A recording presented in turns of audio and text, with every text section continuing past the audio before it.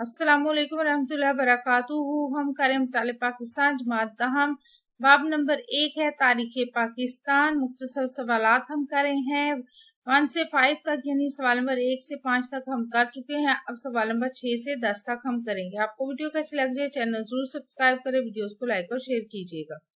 सवाल नंबर 6 है ऐलान लाहौर से क्या मुराद है। ऐलान लाहौर 1999 यानी 1999 में भारतीय वजीर आजम अटल बिहारी वाजपेयी बस के ज़ेर खैर सगाली का पैगाम लेकर लाहौर आए।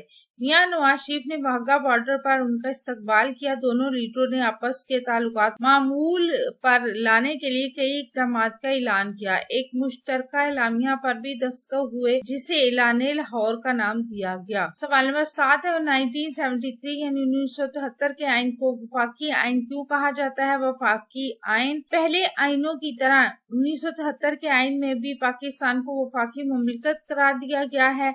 आइन के तहत वफाकी पाकिस्तान 4 सूबों, वफाकी दारुल हुकूमत और इससे मुल्हिका इलाके, वफाक के जेर इंतजाम कबायली इलाका जात और सूबों से मुल्हिका कबायली इलाकों पर मुश्तमिल है।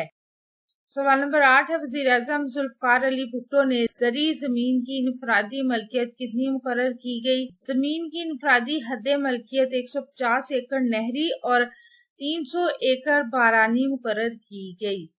सवाल नंबर 9 है हबीब बैंक और यूबीएल की निजकारी कितने रुपयों में की गई।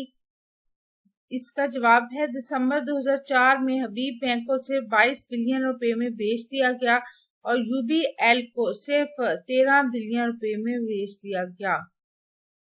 सवाल नंबर 10 है उम्मीदवारों के लिए बीए की शर्त किस इलेक्शन में लाजमी करार दी गई। इसका जवाब है कि अक्टूबर 2002 में मुल्क में इंतखाबात मुनक्किद हुए।